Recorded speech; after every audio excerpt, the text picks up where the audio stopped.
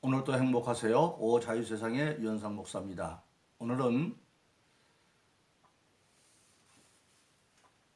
데살로니가전서 2장 13절에 있는 말씀을 중심으로 해서 믿음을 통해 역사하시는 하나님의 말씀이라는 제목으로 잠시 은혜를 나누고자 합니다.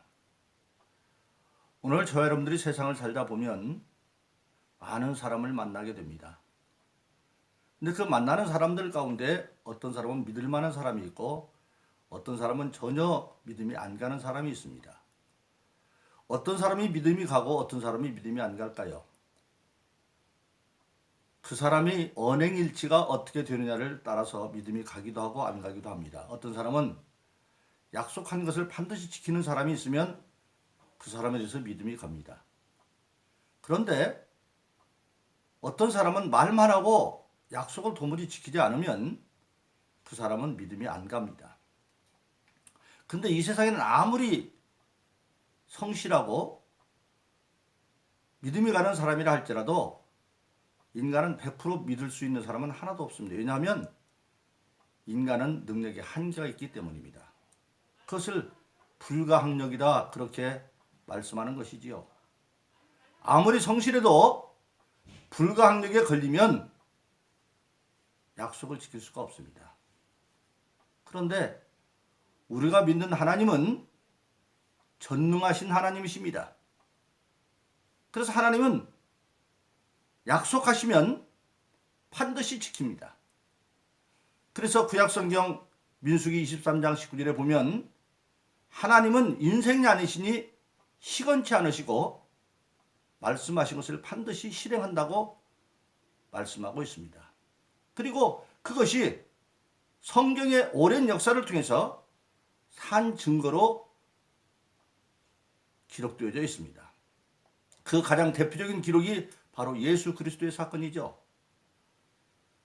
인류의 수상 아담이 범죄하고 난 뒤에 하나님은 여자의 후손인 예수를 통해서 구원할 것을 약속하셨고 그 예수님이 이 땅에 어떻게 오실 거냐 하는 걸 구체적으로 처음에는 하나님 자신이 여자의 후손이라고 약속을 하셨고 그 다음에는 수많은 선지자를 통해서 그가 어떻게 여자의 후손으로 오느냐, 동정역에서 올 것도 베들레헴에 태어날 것도 그 모든 것들을 전부 다 미리 약속하시고 그대로 이루어 주신 것을 우리가 알게 되어집니다.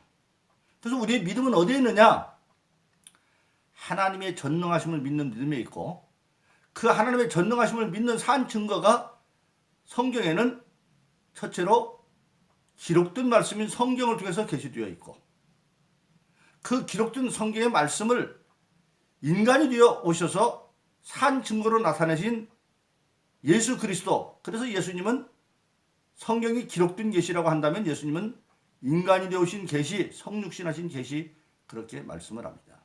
그리고 오늘날 교회 시대에는 또 옛날 시대에는 사람을 통해서 선포되는 말씀을 통하여 하나님의 약속은 이루어져 왔습니다.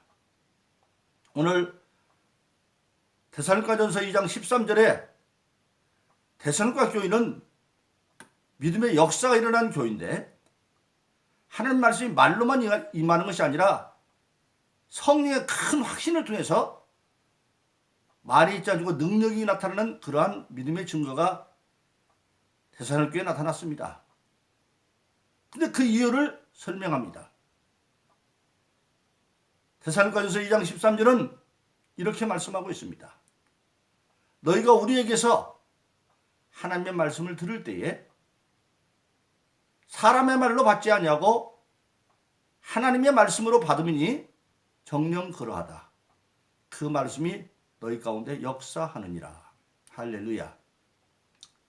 실질적으로 데살로니가 교회에 우리들 즉 바울이나 실라나 디모데가 하나님의 말씀을 선포합니다. 즉 설교합니다.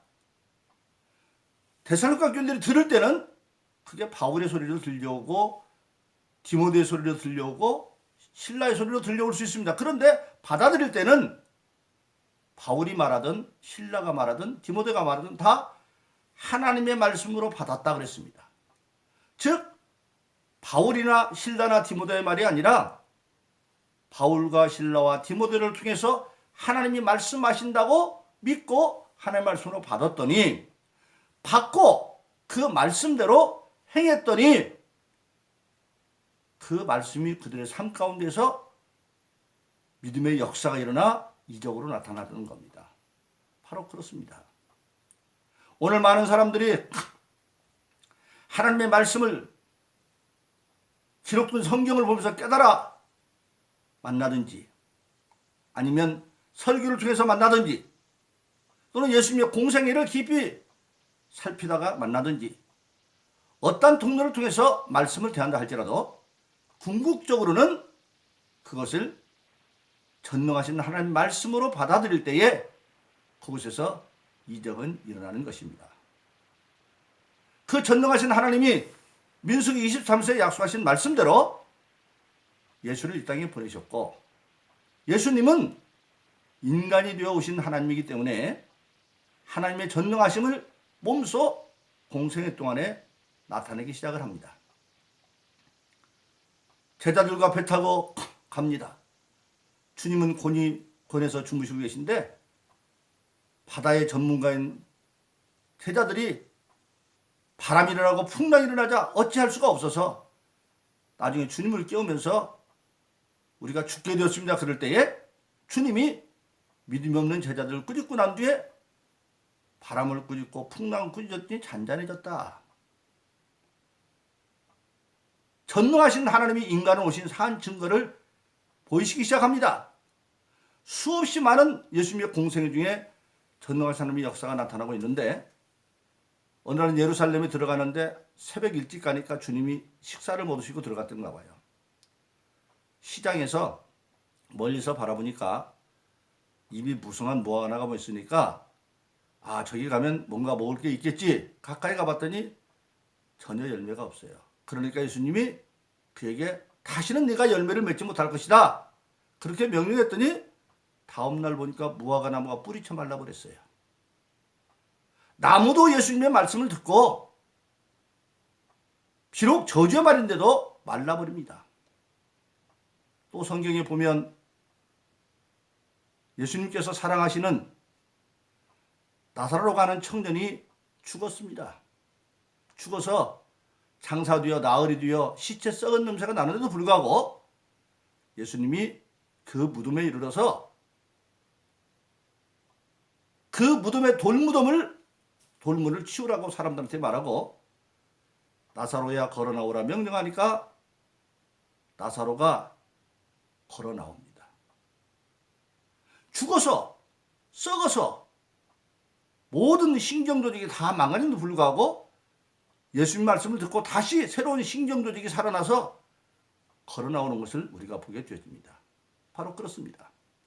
예수님은 인간이 되으신 하나님이셨습니다. 그래서 예수님이 공생중에 하는 말씀은 예수님 전에도 하나님의 말씀을 전하는 바리새인이나 서기관들이 있었습니다. 그런데 그들이 하나님의 말씀을 전해도 그들은 말로 끝나지 능력이 안 나타났어요.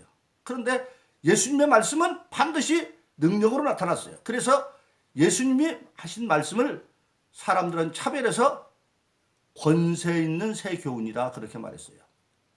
예수님의 말씀은 권세가 있어서 말씀이 능력으로 나타나서 그래서 바리새인이나 서기관들의 전한 하나님 말씀과 차별화해서 권세 있는 새 복음이다 그렇게 말씀하셨습니다. 전능하신 하나님이 이제 인간으로 오신 하나님의 아들 예수가 어떻게 하나님 약속을 이루어가는가를 그 생애 가운데 분명하게 증거하셨습니다. 그런데 예수님은 그것을 자기만 할 수 있는 것이라고 말하지 않았습니다.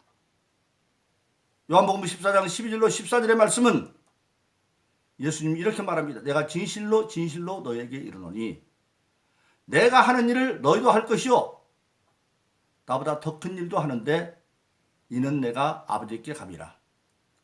너희가 내 이름으로 무엇을 구하든지 내가 시행하리니 이는 아들의 이름으로 말미암아 아버지를 영화롭게 하려 합니다. 너희가 내 이름으로 무엇을 구하든지 내가 시행하리라. 즉 예수님이 아버지께 가고 난 뒤에 즉 언제 예수님이 아버지께 갔습니까? 십자가에 못 박혀서 모든 인류의 죄를 대속하고 죄 없는 자기 때문에 부활하셔서 40일 동안 땅에 계시다가 드디어 하늘로 승천하셔서 지금 하나님 보호자 우편에 계시고 약속대로 그 뒤에 전혀 기도에 전념한 순종하는 120명에게 성령을 보내어서 교회 시대가 시작되었습니다. 바로 그때입니다. 내가 아버지고 간 뒤에, 즉 교회 시대가 되어지면 믿는 자들이 내가 하는 일을 하게 될 거고, 더 큰 일도 아닌데 어떤 더 큰 일? 궁극적으로 예수님께서 요한복음 17장에서 기도할 때에 겟세마네 기도의 내용이 거기 나와 있죠. 아버지가 나를 보낸 것 같이 나도 저희들을 보냅니다. 보내는 사역, 복음을 전해서 보내는 사역. 예수님은 공생의 동안에 유대와 유대 지경 접경에 있는 그 한도 내에서 복음을 전했습니다. 그러나 교회 시대가 되어지면 땅끝까지 복음을 증거하는 역사가 일어납니다. 예루살렘부터 시작해서 유대와 사마리아 땅끝까지 이르는 그 산 대표적인 것이 바로 바울이죠. 보냄을 받은 자, 사도란 말은 보냄을 받은 자. 그래서 더 큰 일도 행하고. 근데 어떻게?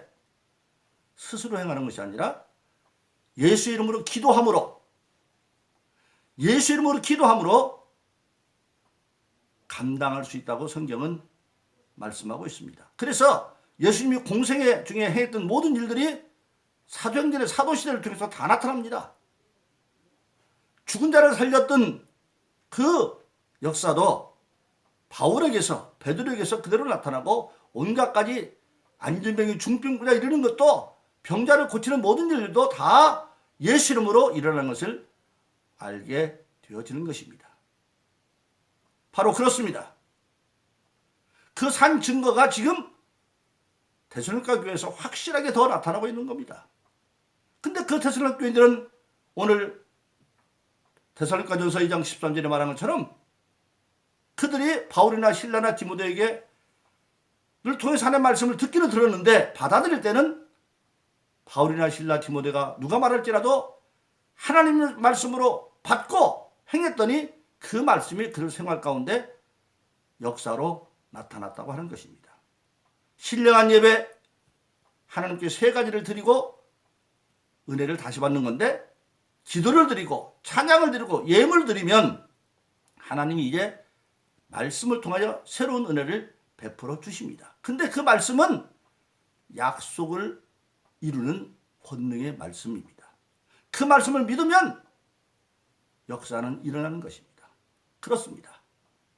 우리가 세상에서 어떤 지식을 배우는 것은 내가 그 지식을 써먹으려고 배웁니다. 그러나 하나님의 말씀은 내가 그 말씀을 배워서 깨닫는 순간에 내가 하나님의 말씀을 써먹는 것이 아니라 하나님의 말씀이 나를 써먹는 겁니다. 내가 말씀의 도가 되어질 때에 말씀으로 순종하면, 그래서 성경의 곳곳에 보면 하나님의 뭔것을 이렇게 약속하고 그 다음에는 그리하면, 그리라는 건 뭡니까? 하나님의 제시한 방법대로, 방법도 하나님이 정해놨고 하면, 실천하면 반드시 약속이 이루어지는 것을 보증하고 있는 것을 우리가 알게 되어지는 것입니다. 바로 그렇습니다. 오늘 저와 여러분들이 지금 교회 시대에 오직 예수님의 예언의 말씀인 요한복음 10장 12절로 14절의 말씀, 믿는 자가 예수 이름으로 기도함으로 예수님이 아니라 하고 더 큰 일을 할 때는 그 말씀을 믿음으로 말미암아 우리는 예배를 통해서 기도를 드리고 찬양을 드리고 예물을 드리고, 이제는 하나님의 주의 종들을 통해서 설교자를 통해서 선포된 말씀을 하나님 말씀으로 받음으로 말미암아 우리 삶 가운데에서 믿음을 통한 하나님의 말씀이 이적으로 나타나는 삶을 살기를 예수 이름으로 축원합니다. 오늘 저 여러분들은 모든 사람들이 지금 하나님의 말씀 앞에 서 있습니다. 그 말씀을 믿느냐 안 믿느냐에 따라서 여러분들의 말씀이 삶 가운데 이루어지느냐 이루어지지 않느냐가 결정되는 겁니다. 바로 그렇습니다. 오늘 여러분은 다 어떤 통로를 통해서 하나님의 말씀이 나에게 임할지라도 기록된 성경을 깨닫든지 아니면 예수님의 공생애를 묵상하는 중에 또는 많은 목사님들의 설교를 통해서 받으든지 다 그것을 하나님의 말씀으로 받아서 그 말씀을 믿고 행함으로 말미암아 여러분들의 삶 가운데 하나님의 약속을 축복과 승리를 이루기를 예수 이름으로 축원합니다. 오 자유세상의 유현상 목사였습니다. 오늘도 행복하세요. 감사합니다.